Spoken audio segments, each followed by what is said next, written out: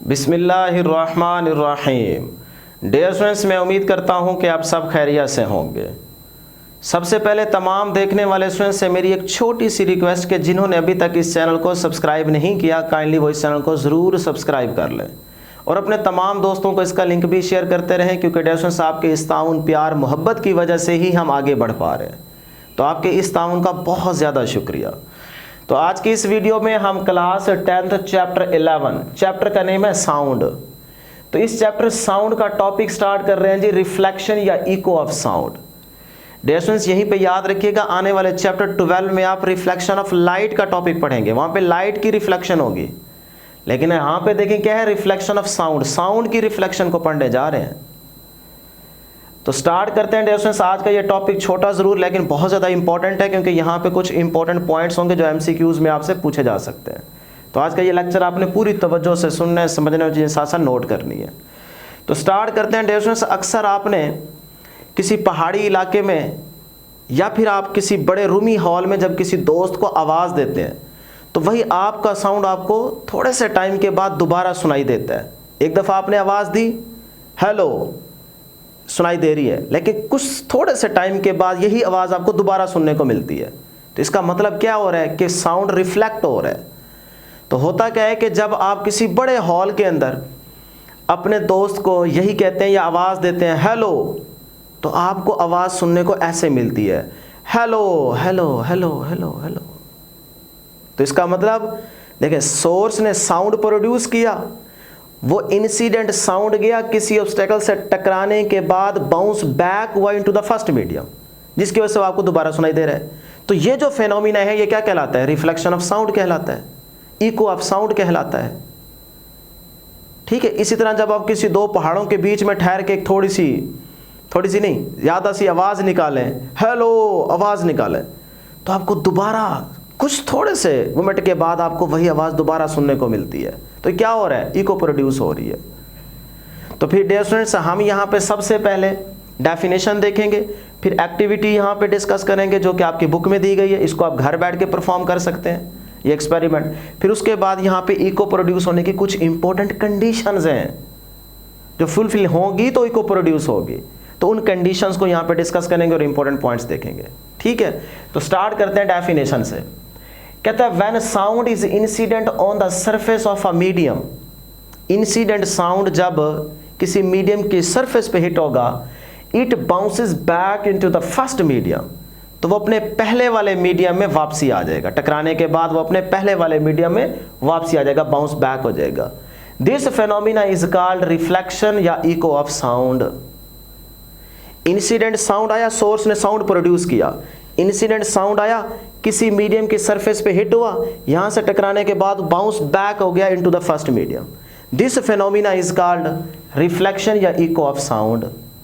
बहुत simple definition थी। अब डियर स्टूडेंट्स, इसकी एक्टिविटी देखिएगा। यहां पे हमारे पास एक टेबल और ऊपर ये क्या है, वॉल। टेबल के ऊपर आपने दो पाइप्स इस तरह से एडजस्ट करने हैं कि इको प्रोड्यूस हो। तो हमने इस तरह से कुछ दो पाइप्स को सेट किया हुआ है। तो इस पाइप के एक एंड पे, पाइप्स के दोनों एंड्स ओपन है, याद रखिएगा। ये ना हो कि ऐसे पाइप लें जो आगे से क्लोज हो, बंद हो, नहीं, ओपन एंड है। ठीक है ना, दोनों एंड्स के हैं ओपन, इसके भी और इसके भी। तो इस पाइप के एक एंड पे आपने क्या किया, क्लॉक को पुट कर दिया। तो यहाँ पे क्लॉक रखी हुई है। अब जब घड़ी चलती है तो इसका साउंड आता है, टिक टिक टिक टिक, ऐसा साउंड प्रोड्यूस होता है ना। तो इसका मतलब क्लॉक ने साउंड प्रोड्यूस किया। वो इंसिडेंट साउंड इस पाइप से ऐसे पास करता हुआ आएगा और इस वॉल की सरफेस पे, मीडियम है ना, कोई ऑब्स्टेकल है, यहाँ इसकी सरफेस पे हिट होगा। तो यहाँ पे टकराने के बाद वो बाउंस बैक हो जाएगा इनटू द फर्स्ट मीडियम, इस पाइप में आएगा टकराने के बाद। तो यहाँ से आप कान लगा के बैठे कि देखें तो सही कि वो घड़ी का साउंड हमें सुनाई देता है कि नहीं देता। तो डेफिनेटली जब वो साउंड बाउंस बैक होगा इनटू द फर्स्ट मीडियम, तो यहाँ पे आपके कान में वही आवाज़ आपको सुनने को मिलेगी जो इस पाइप से आ रही थी, यानी कि घड़ी की। तो ये जो फेनोमिना है ये आपके पास क्या कहलाता है, रिफ्लेक्शन ऑफ साउंड कहलाता है। तो फिर देखें, यहाँ से डियर स्टूडेंट्स ये साउंड आया, ये कौन सा साउंड है जी, इंसिडेंट साउंड, ऐसे, ठीक। और यहाँ से ये एंड से बाहर आया और आगे क्या है, वॉल, उसकी सरफेस पे यहाँ पे क्या करेगा, हिट करेगा। हिट करने के बाद वो डियर स्टूडेंट्स बाउंस बैक होगा, देख लें, बाउंस बैक होगा इनटू द फर्स्ट मीडियम। इस तरह से। ठीक, अब यहाँ पे आप कान लगा के बैठे हैं तो यही साउंड देखें आपको यहाँ पे सुनाई देगा। तो इंसिडेंट साउंड गया, किसी मीडियम की सरफेस पे हिट हुआ, टकराने के बाद वो बाउंस बैक हो गया into the first medium. This phenomena is called echo of sound. Clear? तो ये आपके पास क्या है dear students? Incident sound, incident sound. और ये क्या है आपके पास? Reflected sound. ठीक है, अब जो बड़ी इंपॉर्टेंट बात है, रिफ्लेक्शन ऑफ लाइट के टॉपिक में भी पढ़ेंगे, लॉज ऑफ रिफ्लेक्शन, रिफ्लेक्शन के लॉज, 2 लॉज होंगे, वो सेटिस्फाई होने चाहिए रिफ्लेक्शन के लिए। और यहाँ पे देखें रिफ्लेक्शन ऑफ साउंड, तो यहाँ पे भी साउंड की रिफ्लेक्शन के 2 लॉज हैं। तो देखते हैं जी वो सेटिस्फाई हो रहे हैं कि नहीं हो रहे, क्योंकि रिफ्लेक्शन तो हो गई ना, तो फिर वो 2 लॉज क्या हैं? नंबर वन जो लॉ है वो है डियर स्टूडेंट्स, ये इंसिडेंट साउंड का नॉर्मल के साथ, ये प्लेन है ना, इसके ऊपर परपेंडिकुलर लाइन ये रेड वाली ड्रॉ करेंगे तो ये आपके पास नॉर्मल होगा। तो इंसिडेंट साउंड नॉर्मल के साथ जो एंगल बनेगा इसे कहेंगे एंगल ऑफ इंसिडेंस। और इसी तरह डियर स्टूडेंट्स ये जो रिफ्लेक्टेड साउंड है, ये नॉर्मल के साथ जो एंगल बना रही है इसे कहेंगे एंगल ऑफ रिफ्लेक्शन। तो अब देखें जरा गौर करें, एंगल ऑफ इंसिडेंस और एंगल ऑफ रिफ्लेक्शन दोनों इक्वल हैं कि नहीं है? दोनों इक्वल हैं, और ये इक्वल होने चाहिए, रिफ्लेक्शन के लिए ज़रूरी है। तो फिर पहला लॉ क्या है कि angle of incidence equal to the angle of reflection, तो ये सेटिस्फाई हो गया। दूसरा जो लॉ है वो है जी इंसिडेंट साउंड, रिफ्लेक्टेड साउंड और नॉर्मल लाई करें एक सेम प्लेन पे। तो यहां पे देखें एक सेम प्लेन के ऊपर ये तीनों लाई कर रहे हैं कि नहीं कर रहे? कर रहे हैं। तो फिर ये सेकंड लॉ भी यहां पे सेटिस्फाई हो रहा है कि इंसिडेंट, ये आपसे अलग शॉर्ट क्वेश्चन में क्वेश्चन पूछा जा सकता है, ठीक है ना, laws of reflection of sound. तो फिर ये दोनों आपने लॉज लिखने हैं, incident sound and reflected sound, reflected sound and normal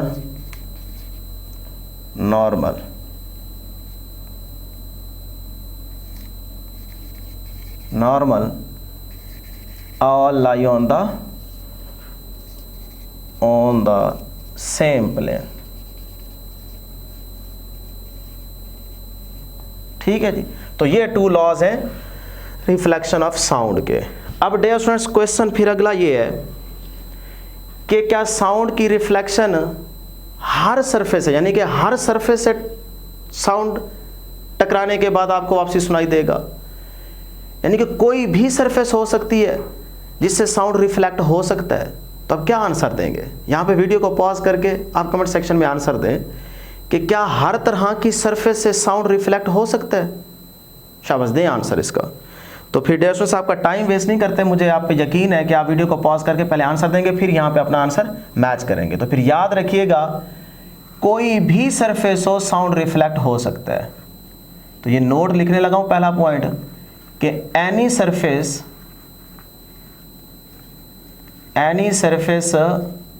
can reflect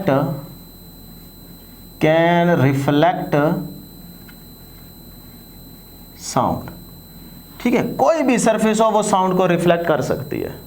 हाँ, जो लार्ज बड़ी सरफेसेस होंगी वो अच्छे तरीके से साउंड को रिफ्लेक्ट करती हैं। तो ये पॉइंट भी साथ में मेंशन कर लें कि जो लार्ज और लार्ज एंड हार्ड सरफेसेस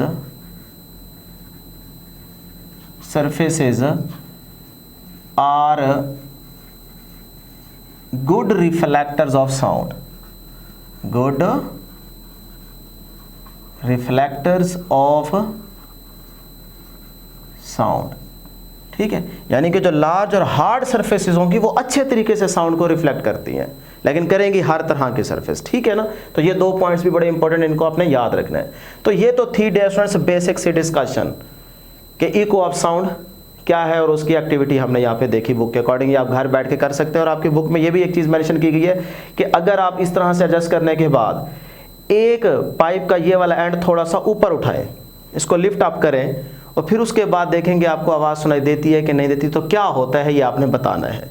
तो आप अगर ये परफॉर्म कर रहे हैं घर, तो फिर आप इस पाइप को थोड़ा सा ऊपर उठाएं और फिर देखें कि क्या होता है यहाँ पे, साउंड सुनाई देता है, नहीं देता, देता है तो किस तरह का देता है। ये फिर आपने कमेंट सेक्शन में मुझे ज़रूर बताना है कि अगर आपने ये घर में किया है तो फिर क्या हुआ है।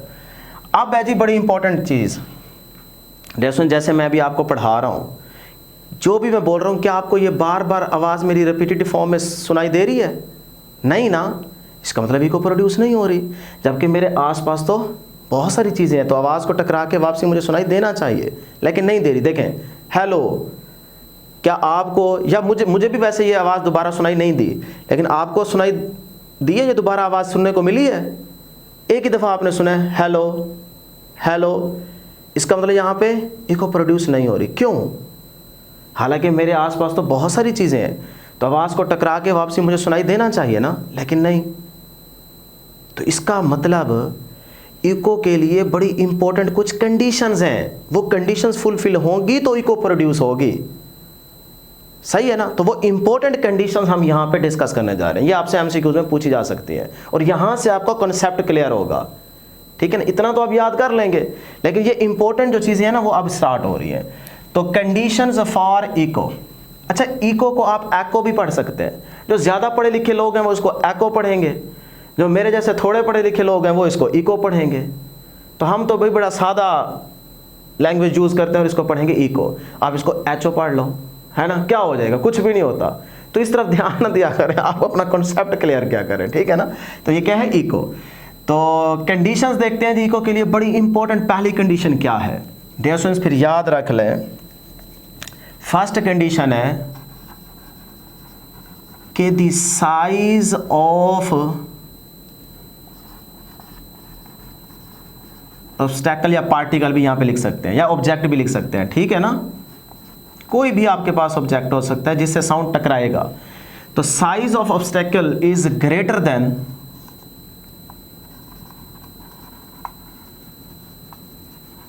Wavelength of sound. ये है पहली कंडीशन कि देखें जो साउंड जा रहा है, इंसिडेंट साउंड, जिस ऑब्जेक्ट से, जिस ऑब्स्टैकल से टकराएगा, तो उस ऑब्स्टैकल का साइज जो है वो ग्रेटर होना चाहिए उस साउंड की वेवलेंथ से। साउंड की वेवलेंथ से ऑब्स्टैकल का साइज अगर ग्रेटर होगा तो इको प्रोड्यूस हो सकती है। ये पहली उसकी कंडीशन है इको की। ठीक है? इको प्रोड्यूस करवाने के लिए जो पहली कंडीशन है वो ये है कि वेवलेंथ साउंड की लेस होनी चाहिए साइज ऑफ द ऑब्स्टैकल से। ठीक है जी? ये पहली कंडीशन अपने माइंड में बिठा लें। अभी और कंडीशन भी आएंगे। ये सारी जो हम कंडीशन बताएंगे आपको 3-4, ये फुलफिल होगी तो इको प्रोड्यूस होगी। जब मैं पढ़ा रहा हूँ तो इसका मतलब ये कंडीशन फुलफिल नहीं हो रही, जिसकी वजह से आपको मेरी आवाज़ बार बार रिपीटेटिव फॉर्म में सुनाई नहीं दे रही। ठीक है? तो पहली कंडीशन ये है। दूसरी कंडीशन क्या है? दूसरी कंडीशन है dear students, the intensity of sound should B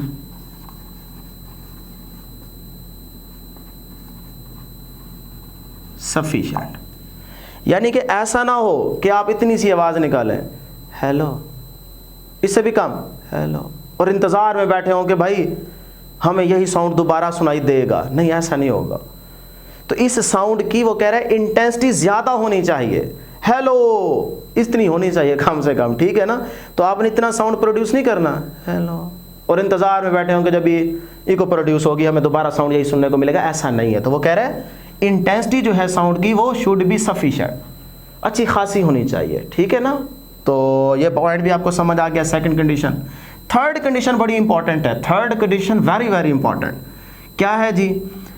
वो है डियर स्टूडेंट्स टाइम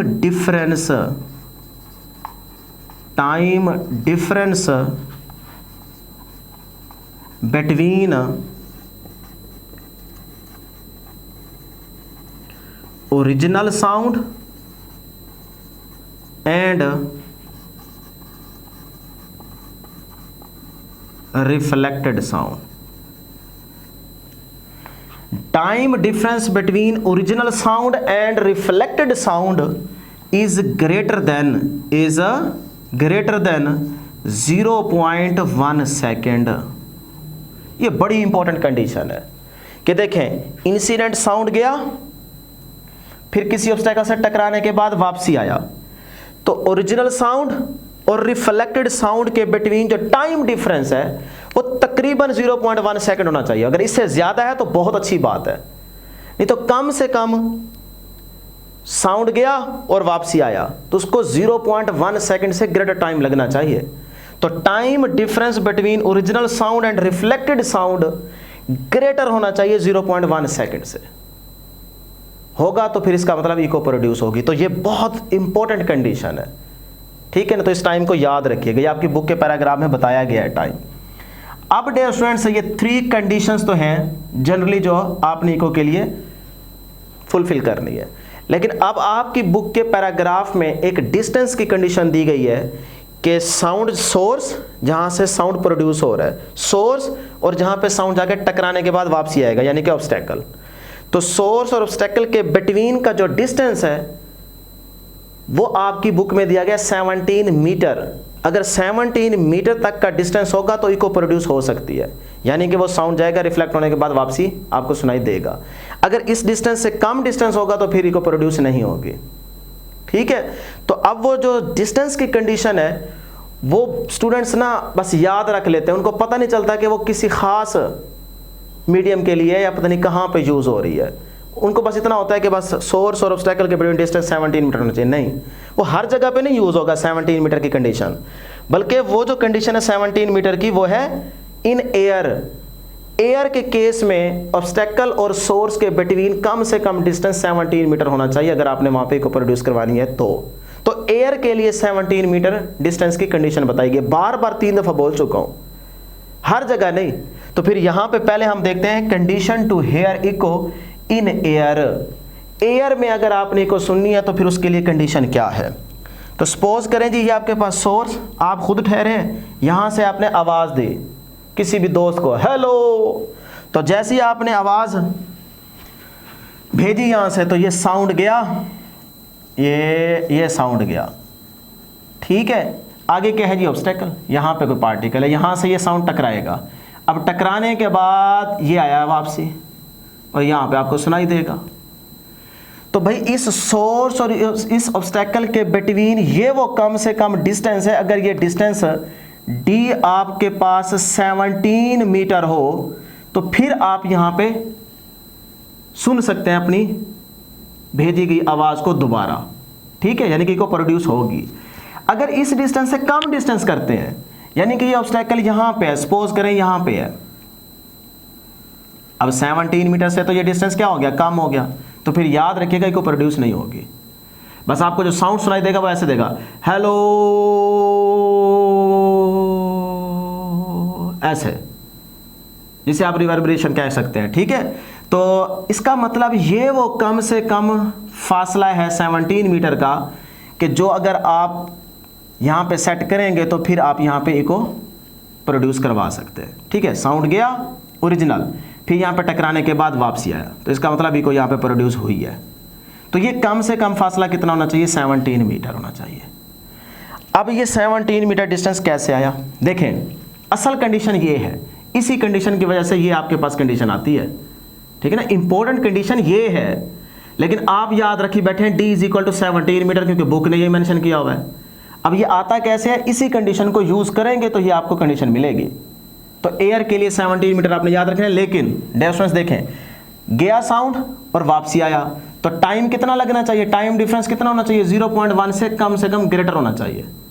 तो यही कंडीशन तो यहां पे लग रही है। तो देखते हैं फिर टाइम कितना है, T = 0.1 सेकेंड, ठीक। अब एयर है, एयर, तो एयर में स्पीड की वैल्यू क्या होती है, स्पीड की वैल्यू इन एयर कितनी होती है, 340 मीटर पर सेकेंड, ठीक है जी। अब हमें चाहिए यही D, तो डेफिनेशन जरा गौर से देखना है, T = यानी कि V = S/T या D/T, यही क्वेश्चन होती है। यहां से T निकालें तो ये क्या आता है, डिस्टेंस ओवर V। V कौन सा जी, air, V in air, air की कंडीशन है, ठीक है। तो अब ज़रा गौर से देखना है, बात को समझना है। यहाँ से साउंड गया तो डिस्टेंस कितना ट्रैवल किया उसने, कवर किया d। फिर टकराने के बाद वापसी आया तो कितना कवर किया d। तो d प्लस डी 2d हो जाएगा, तो d plus D divide by v, तो ये आ जाएगा जी t is equal to 2d divide by v, v in air. तो यहाँ से हमें तो चाहिए d, ये वाला d, तो d इज इक्वल टू, देखें v इधर आएगा t, तो t multiply v in air divide by 2, सही है। तो अब वैल्यूज पुट करें, d is equal to t कितना है 0.1 मल्टीप्लाई v कितना है 340 डिवाइड बाय 2, तो ये पॉइंट इससे उड़ गया, तो 34 को 2 पे डिवाइड करें तो कितना आता है 17 मीटर। लो जी ये डिस्टेंस आ गया। तो इसीलिए आपकी बुक ने मेंशन किया है 17 मीटर का डिस्टेंस कम से कम सोर्स और ऑब्स्टेकल के बिटवीन होना चाहिए, तभी को प्रोड्यूस होगी। तो ये एयर के केस में आपने याद रखना है, हर जगह नहीं, ठीक है जी। तो अब डिस्टेंस देखें वहां पे, condition to hear echo in water, तो वाटर के केस में अगर पूछा जाए तो क्या फिर डिस्टेंस यही होना चाहिए 17 मीटर? नहीं, बल्कि यहां पे तो आपके पास डिस्टेंस आ गया 17 मीटर। ये आपसे एमसीक्यू में पूछा जा सकता है एयर के केस में। वाटर के केस में ये डिस्टेंस 17 मीटर नहीं होगा, बढ़ जाएगा, ठीक है। तो देखते हैं वो कैसे आएगा। सपोज करें ये जी वाटर, यहाँ पे वो ऑब्जेक्ट है जिससे साउंड टकरा के वापसी आएगा, तो यहाँ पे आप ठहरे हैं, आपने वही साउंड प्रोड्यूस किया, तो ये गया जी साउंड, ये साउंड गया, ठीक। टकराने के बाद ये वापसी आया, तो ये क्या है सोर्स और ये क्या है ऑब्स्टेकल, ठीक है। कोई भी ऑब्जेक्ट यहाँ से टकरा के वापसी आएगा, तो ये वाटर में देखें जा रहा है। तो अब ये है वो मिनिमम डिस्टेंस, तो ये भाई कितना होना चाहिए इन वाटर? क्या ये 17 मीटर होना चाहिए? ना ना ना ना ना ना, क्योंकि वाटर के केस में जो स्पीड होगी इन वाटर वो कितनी होती है डियर स्टूडेंट्स? मेरा ख्याल है 14, 20 या 14, 40, 30 इस तरह होती है। डिफरेंट बुक्स में डिफरेंट है, लेकिन आप तकरीबन ये याद रख लें 14, 40 मीटर पर सेकेंड, ठीक है। ये होती है वाटर में स्पीड।